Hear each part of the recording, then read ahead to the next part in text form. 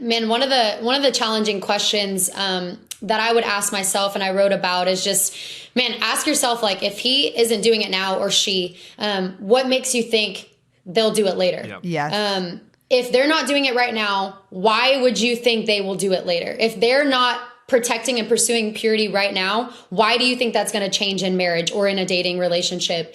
And I think that those are really hard but good questions to ask yourself, because I think we do like to go to the rose-colored glasses and see things through a hopeful lens, which is not necessarily always a bad thing, but I think it is when it's your destiny on the line and your relationship with the Lord on the line.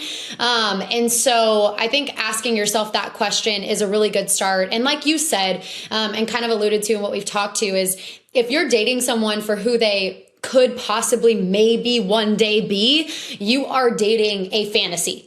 I mean, you're dating a made up, not real life situation, and God just has so much more in store for you.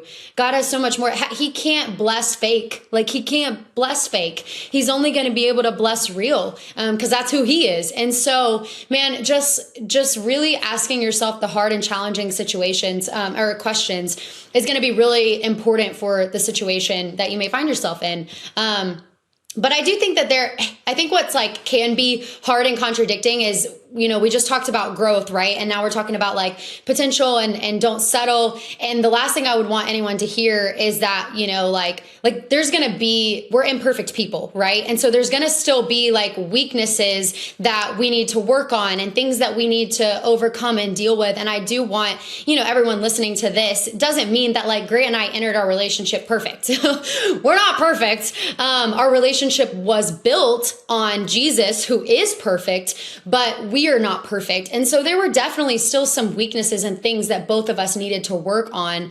But I didn't come into the relationship half a person. He didn't come into the relationship half a person. And neither of us were looking for completion. And neither of us were looking to change the other person, fix the other person, or hoping that, oh, one day it will get better.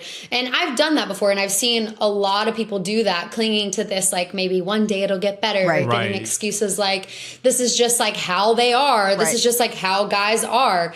But gosh, there's no peace in that. There's no security in that. There's no blessing in that. And so, man, until I could get to the point where I was like, Lord, I can't do this anymore. And it was probably like a year before I started dating Grant, where I like finally got to that point where I was like, I'm tired.